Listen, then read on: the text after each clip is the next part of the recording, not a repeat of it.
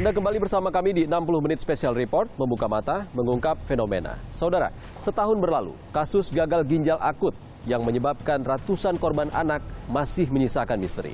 Di pengadilan, harapan orang tua korban gagal ginjal akut anak untuk mendapat keadilan pun digantungkan. Berikut penelusuran jurnalis Kompas TV, Wela Andani. Sejumlah kasus gagal ginjal akut progresif anak kian meningkat. 206 kasus dilaporkan terjadi di 20 provinsi. 99 anak meninggal dunia. Sebelumnya, kedua anak balita ini mengalami sakit demam dan batuk pilek dan mengonsumsi obat sirop. Saudara, Kementerian Kesehatan mencatat ada 178 orang meninggal akibat gagal ginjal akut. Tim advokasi pendamping keluarga korban gagal ginjal menggugat Badan Pengawas Obat dan Makanan serta Kementerian Kesehatan ke Pengadilan Negeri Jakarta Pusat. Saudara, 2 kasus gagal ginjal akut pada anak di Jakarta saat ini masih diteliti Kementerian Kesehatan. Lebih dari setahun kasus gagal ginjal pada anak akibat meminum obat sirop terus bergulir. Korbannya ratusan, ada yang meninggal, sakit parah, dan ada yang masih berobat hingga saat ini. Miris, mereka belum kunjung mendapatkan keadilan hingga kini sampai harus menuntut pemerintah dan pihak swasta. Mereka hanya mengajukan class action demi sebuah keadilan. Seperti apa kisah dan perjuangan mereka?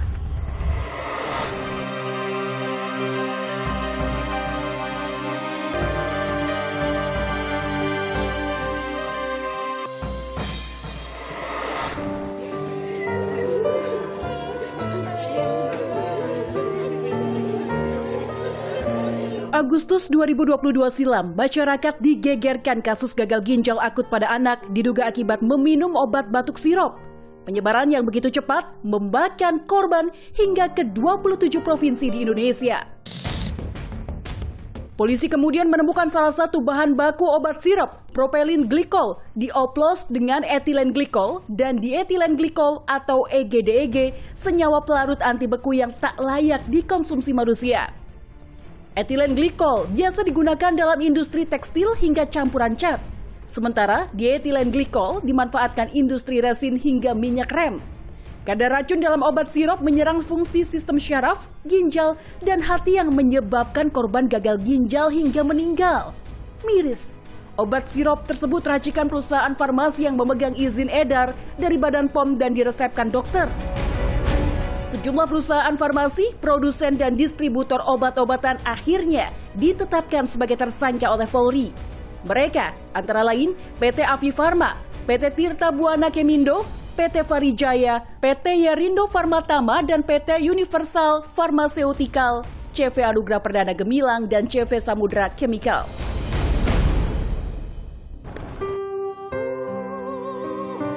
Savitri Puspa terpaksa menelan pil pahit. Sang buah hati, Pang Hegar Bumi, tutup usia di saat usianya baru 8 tahun.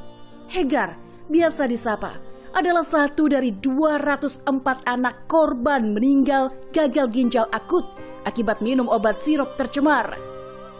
Ketegaran Savitri luruh, air matanya tumpah kala bercerita kronologi penanganan Hegar selama 3 pekan hingga menghembuskan napas terakhirnya di RSCM 15 Oktober 2022 silam.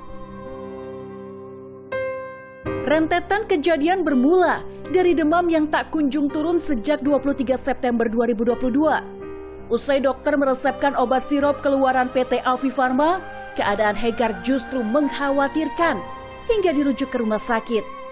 Savitri menyesali lambatnya penanganan dokter yang tak tahu penyebab kondisi Hegar terus memburuk hingga harus cuci darah. Saya kaget kan, karena dari anak saya sehat banget, hanya demam. Yang saya ketahui demamnya pun tidak signifikan membuat dia bagaimana. Tiba-tiba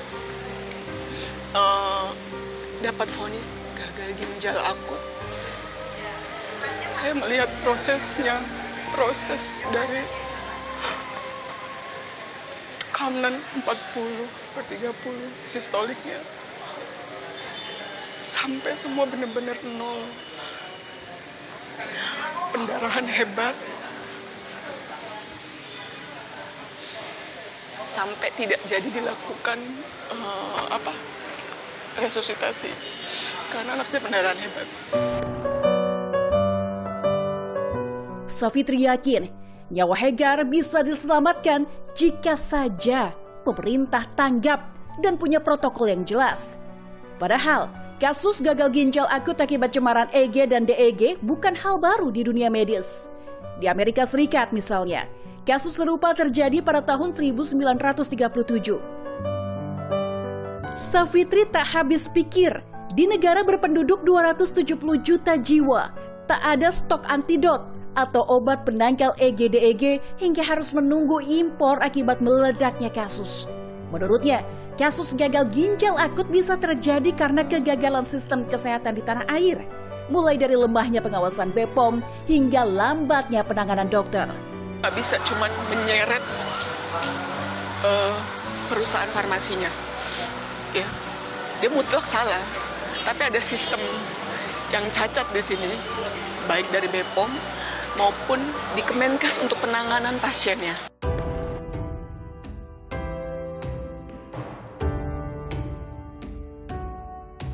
Tak hanya Hegar, Raifan Aji Pratama, balita 2 tahun ini juga satu dari 116 korban yang bertahan pasca mengonsumsi obat sirop parasetamol. Meski tak lagi berbaring di bangsal rumah sakit, keadaan Raifan jauh dari kata sembuh.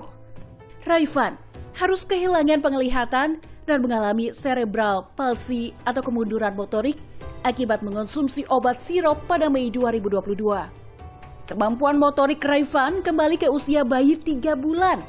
Padahal, Raifan dikenal lincah dan mampu belajar jalan saat usianya 9 bulan. Kini, Raifan hanya bisa berbaring dan tak bisa merespons panggilan atau menegakkan leher. Hati ayah Raifan remuk berkecamuk saat mendapat putra semata wayangnya divonis disabilitas atau cacat seumur hidup. Saat sini sih, kalau Raifan sih dari dokter sudah divonis kan bisa melihat banyak. Tapi insya Allah kan saya percaya aja lah, namanya yang ngasih sembuhkan yang di atas. Tapi kalau di mata udah divonis nggak bisa melihat. Ya dokter pun paling progresnya tuh Raifan jam bisa duduk aja lah, nggak bisa jalan, duduk aja udah maksimal tuh. Seandainya anak saya itu nggak minum obat kayak racun kayak gitu, mungkin anak saya udah sehat. Riang Triaji mengungkap petaka bermula saat putranya diresepkan obat buatan Afi Pharma. Usai mengkonsumsi selama 2 hari, terjadi pembengkakan dan kegagalan fungsi organ. Menurutnya, dokter tak segera melakukan tes laboratorium meski terjadi pembengkakan fisik. Telat penanganan, Raifan divonis gagal ginjal akut dan dirujuk ke RSCM untuk cuci darah. Kendati telah melewati masa kritis, Raifan harus dibantu bernapas dengan tracheostomi atau pelubangan di area trakea. Tak bisa menelan, Raifan mengonsumsi susu dengan selang nasogastrik yang dipasang dari hidung menuju lambung. Musibah datang bertubi-tubi. Kondisi Raifan yang makin memprihatinkan memaksa sang ayah berhenti bekerja sebagai petugas keamanan demi merawat Raifan. Ekonomi keluarga pun terguncang. Tak ada lagi pemasukan pasti setiap bulannya. Perawatan Raifan memang ditanggung BPJS Kesehatan. Namun, tak semua obat dapat ditebus gratis. Ayah Raifan menguras kocek setidaknya 1 juta per bulan untuk obat syaraf dan suplemen makan sang buah hati. Belum lagi ongkos pulang pergi terapi fisioterapis 3 kali seminggu. Tuh kalau obat aja saya nembus di luar tuh kurang lebihnya 1-2 lah. Itu buat obatnya. Belum buat alat yang buat saksen, tracheostominya tuh kan per 1 bulan harus wajib ganti. Itu 750. Wajib, kalau dia wajibnya dia. Ya itu toalan mah ibaratnya udah nggak kehitung kali lah. Lebih dari setahun duka orang tua anak korban gagal ginjal akut tak jua dapat penghiburan. Permintaan maaf dan santunan pemerintah pun tak kunjung datang. Safitri, Riang Triaji, dan puluhan orang tua lainnya melayangkan gugatan perwakilan kelompok atau class action di Pengadilan Negeri Jakarta Pusat. Ia berharap ada perbaikan sistem kesehatan dan revisi undang-undang agar tak ada lagi yang bernasib seperti Hegar. Menjadi petunjuk bahwa memang ada loh zat ini yang seharusnya tidak masuk di industri farmasi. Yang itu biasa digunakan untuk tekstil, industri yang lain-lainnya, tapi bisa masuk ke industri farmasi. Yang mana perusahaan itu bisa masuk pula ke Jaminan Kesehatan melalui rekomendasi Kemenkes.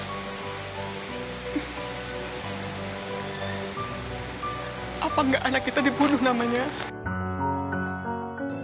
Sekarang nih dibuka kali kasusnya kan dari dulu ngapain aja kayak lihat keadaannya pasien yang masih hidup, yang masih dirawat tuh lihat. Jadi pemerintah itu jangan di media bilangnya anak udah sehat nih, jangan bilang sehat itu jangan kayak apa. Coba lihatlah anak saya posisinya, anak saya kayak gini. Pemerintah sama sekali nggak ada itunya, hati nuraninya itu nggak kebuka, selama ini nggak kebuka benar-benar. Di Pengadilan Negeri Jakarta Pusat inilah harapan 45 orang tua korban gagal ginjal akut pada anak digantungkan.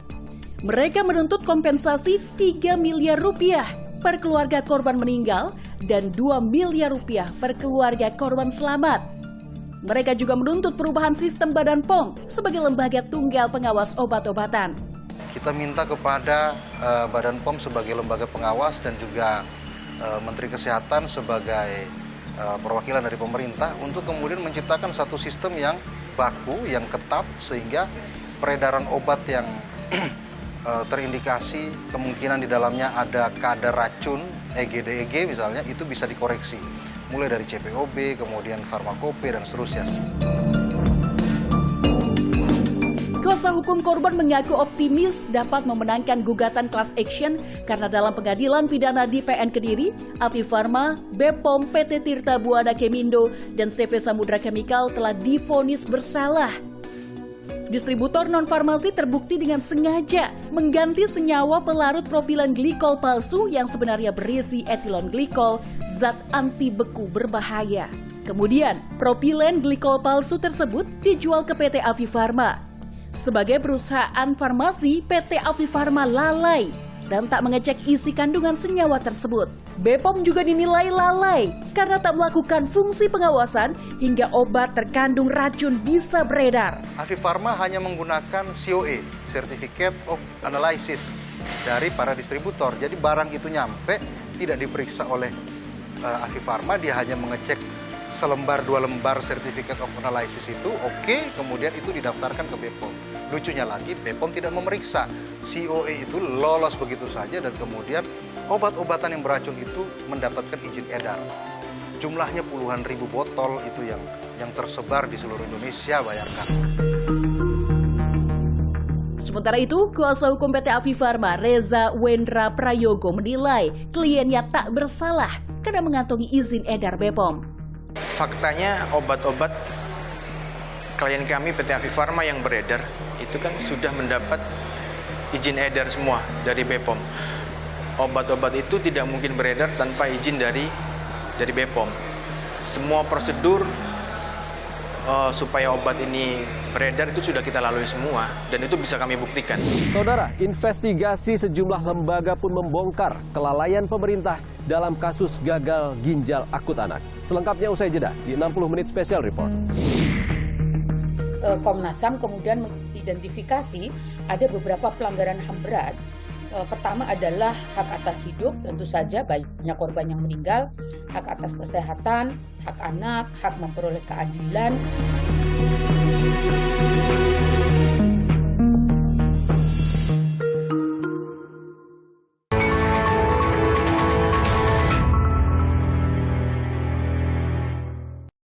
Anda kembali bersama kami di 60 Menit Special Report, membuka mata, mengungkap fenomena. Saudara, 1 tahun kasus gagal ginjal akut anak bergulir, 326 anak terdampak, namun santunan pemerintah tak kunjung tampak. Komnas HAM bahkan menegaskan kasus gagal ginjal akut pada anak merupakan pelanggaran HAM berat.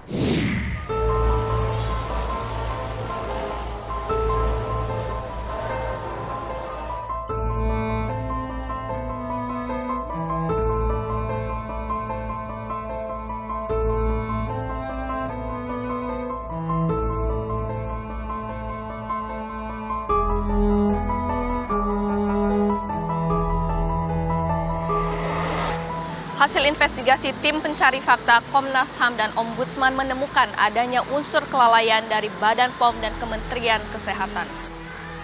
Tak hanya itu, lemahnya pengawasan turut andil meloloskan obat sirup tercemar racun yang menyebabkan melayangnya nyawa anak-anak. Ironisnya hingga kini bantuan dari pemerintah tak kunjung datang. Lebih dari setahun, kasus gagal ginjal akut pada anak terus bergulir. 326 anak terdampak, namun santunan pemerintah tak juga tampak. Padahal, berbagai badan negara telah menginvestigasi dan menyatakan ada unsur kelalaian pemerintah. Wakil Ketua Badan Perlindungan Konsumen Nasional sekaligus Ketua Pencari Fakta Kasus Gagal Ginjal Akut Anak, Mufti Mubarok mengungkap, temuan di lapangan mengindikasi jumlah korban jauh lebih banyak dari catatan resmi pemerintah, mencapai 1.400 anak. Tim pencari fakta menyebut, lemahnya pengawasan BPOM menyebabkan obat beracun beredar di pasaran. BPOM juga dinilai tebang pilih di industri farmasi karena tidak memberi sanksi perusahaan.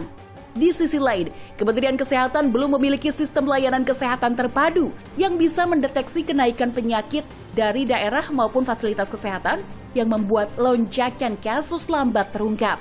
Ya, jadi tumpang tindih kewenangannya luar biasa di Republik kita ini. Jadi BPOM merasa tidak bersalah, kemudian menyalahkan Kemendak, dan kemudian menyalahkan Kemenkes, Kemenkes menyalahkan BPOM.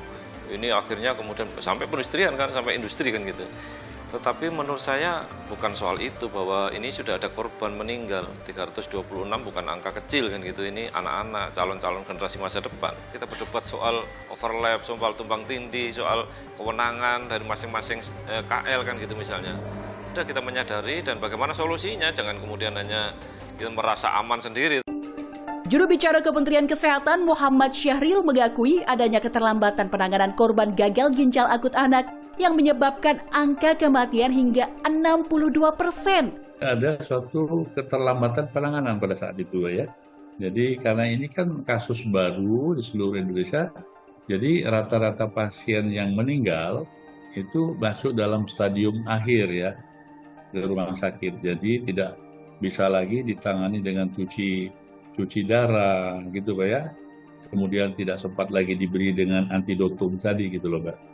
Tetapi yang selamat itu karena memang dia belum stadium akhir, masih stadium awal. Sementara itu, BPOM tak merespons permintaan wawancara tim 60 menit Special Report Kompas TV. Saat ditemui usai sidang lanjutan class action kasus gagal ginjal akut di Pengadilan Negeri Jakarta Pusat, Kamis 9 November lalu, perwakilan Divisi Hukum BPOM pun irit bicara. Silakan sampaikan kepada pimpinan kami mengenai permohonan untuk informasi tersebut ya Mbak. Terima kasih. Jadi no comment Mas ya? Silakan sampaikan kepada pimpinan kami. Terima kasih. Setahun silam, Kepala BPOM periode 2016-2023, Penny Lukito menyatakan tanggung jawab jaminan keamanan mutu obat ada pada industri farmasi. BPOM mengklaim telah melakukan tugas dengan baik dan meminta seluruh pihak tak menagih tanggung jawab. Industri, apalagi dia yang memproduksi, ya, yang punya kewajiban untuk quality control mulai dari bahan baku masuk, ya, kemudian dalam pembuatan produksinya itu quality control, quality assurance itu ada di industri, ya. Kalau mereka tidak melakukan, ya mereka harus menanggung tanggung jawab tersebut. Jadi jangan minta tanggung jawab pada Badan POM, karena Badan POM sudah melakukan tugasnya dengan sebaik-baiknya dalam kendala sumber daya manusia dan sumber daya lainnya yang ada. Wakil Ketua Badan Perlindungan Konsumen Nasional sekaligus Ketua Pencari Fakta Kasus Gagal Ginjal Anak Akut, Mufti Mubarok, desak pemerintah segera minta maaf dan beri santunan korban. Ia menilai tuntutan class action korban harusnya jadi tamparan malu bagi pemerintah. Sampai class action kan malu sebenarnya sebagai negara. BPOM, Kemenkes sampai hari ini masih debat kusir kan gitu. Nggak pernah menyatakan bahwa kami mohon maaf dan kemudian kami akan tindak lanjuti. Dan tentu korban-korban ini yang paling penting, bukan soal perdebatan itu kan gitu. Nah yang ketiga bahwa pelaku usaha juga sebenarnya harus bertanggung jawab. Senada, Komnas HAM pun menyatakan terjadi pelanggaran HAM berat dalam kasus gagal ginjal akut pada anak. Berbagai rekomendasi telah diberikan kepada pemerintah. Namun hingga kini belum semua ditindaklanjuti. Komnas HAM kemudian mengidentifikasi ada beberapa pelanggaran HAM berat. Pertama adalah hak atas hidup, tentu saja banyak korban yang meninggal, hak atas kesehatan, hak anak, hak memperoleh keadilan, hak atas kesejahteraan, hak atas pekerjaan dan jaminan sosial, hak atas informasi, hak atas konsumen, dan pelanggaran bisnis dan HAM gitu. Ini terutama bagi industri yang belum taat pada prinsip-prinsip bisnis dan HAM gitu. Juru bicara Kementerian Kesehatan Muhammad Syahril menyatakan pihaknya tak meminta maaf karena penyebab jatuhnya korban dari obat cemaran EG dan DEG merupakan ranah BPOM. Kementerian Kesehatan mengklaim telah tanggap menangani korban. Nah, untuk masalah kasus minta maaf ini, nah kalau kami dari Kementerian Kesehatan apa yang harus kami minta maafkan? Karena kami menolong yang sudah datang ini, ya kan? Bukannya kami yang menyebabkan mereka sakit bahkan meninggal. Tapi karena satu proses tadi kan, obat yang diminum, yang diduga, itu memang menyebabkan kematian atau kerusakan ginjalnya. Nah, begitu ada korban, kami menangani dengan baik. Lebih dari setahun berlalu, santunan korban hingga kini masih dalam pembahasan. Teranyar, 7 November lalu, Menteri Sosial Tri Risma hari ini menyebut pemerintah akan memberi santunan 50 juta rupiah bagi korban meninggal dunia dan 60 juta rupiah untuk korban sembuh dan masih rawat jalan. Bantuan akan diberikan kepada 326 korban sesuai data Kementerian Kesehatan. Gugatan perwakilan kelompok atau class action jadi harapan keluarga korban gagal ginjal akut anak menuntut keadilan. Kuasa hukum korban Tegar Putuhena menilai lemahnya sistem pengawasan obat berakibat fatal harus segera dibenahi. Mitigasi dan protokol penanganan kesehatan harus diperbaiki agar tak ada lagi anak bangsa jadi korban kelalaian pemerintah. Para korban benar-benar berharap Hakim Pengadilan Negeri Jakarta Pusat ini bisa independen dan kemudian menilai seluruh fakta ini dengan jernih menggunakan hati nuraninya, bahwa ada fakta anak mengkonsumsi obat penurun panas, itu fakta yang tidak bisa dibantah. Setelah meminum obat penurun panas itu kemudian dia mengalami gagal ginjal dan sebagian besar meninggal dunia, sisanya mengalami kelumpuhan. Itu juga fakta yang tidak bisa dibantah. Berdasarkan fakta-fakta ini kami berharap Hakim Pengadilan Negeri Jakarta Pusat, Majelis Hakim yang terhormat, yang mulia ya, bisa memutus dengan menggunakan hati nuraninya dan memihak kepada para korban, memihak kepada anak-anak Indonesia yang sudah terlanjur meninggal dunia dan lumpuh. Kami tutup 60 menit special report edisi hari ini, saudara. Jangan lupa, pemilu akan kita laksanakan 14 Februari 2024 mendatang dan pastikan tetap mengikuti perkembangan pemilu terkini di Kompas TV, independen, terpercaya. Saya Ihsan Sitorus pamit. Sampai jumpa.